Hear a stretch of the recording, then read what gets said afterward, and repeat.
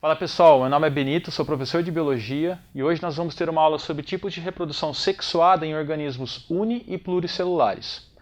Pessoal, um dos principais tipos de reprodução sexuada a gente colocou aqui nessa tabela e o primeiro é a conjugação, tá certo?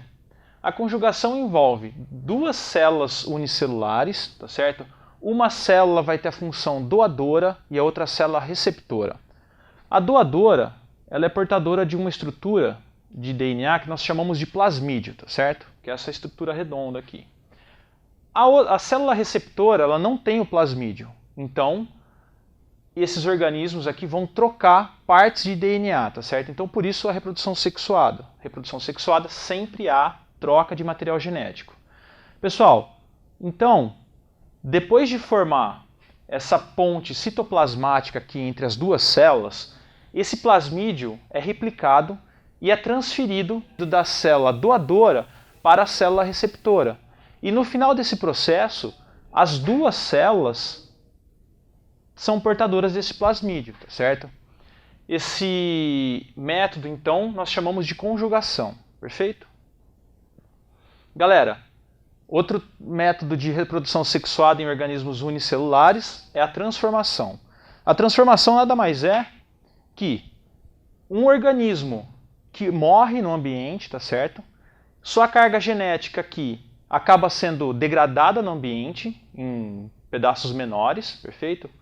Um outro organismo presente nesse ambiente entra em contato com esse DNA, esses fragmentos de DNA, e absorve alguns fragmentos desse DNA, tá certo?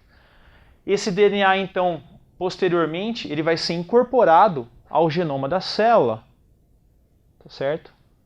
Então, no final desse processo, nós temos uma célula híbrida, tá certo? Com uma parte do DNA original adicionado desses fragmentos de DNA que ela encontrou no ambiente. Então, essa é a transformação.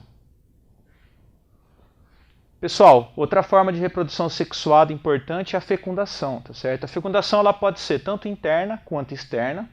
A interna nos mamíferos, tá certo? A externa nos peixes e nos anfíbios. A externa, a fecundação é sempre feita no ambiente, perfeito? Ok. A fecundação, então, ela precisa ter a fusão de duas células, que nós chamamos de gameta, tá certo? Esses gametas têm carga genética N, tá certo? E, na fusão desses dois gametas, nós vamos ter, por fecundação, nós vamos ter a formação de um zigoto, 2N. N mais N, 2N, tá certo? Esse zigoto, então, se desenvolve por mitose, perfeito? E se desenvolve um organismo adulto, também 2N. Esse organismo adulto vai produzir, futuramente, células reprodutoras, os gametas, haploides, N. E esse processo em que o adulto produz gametas, nós chamamos de meiose.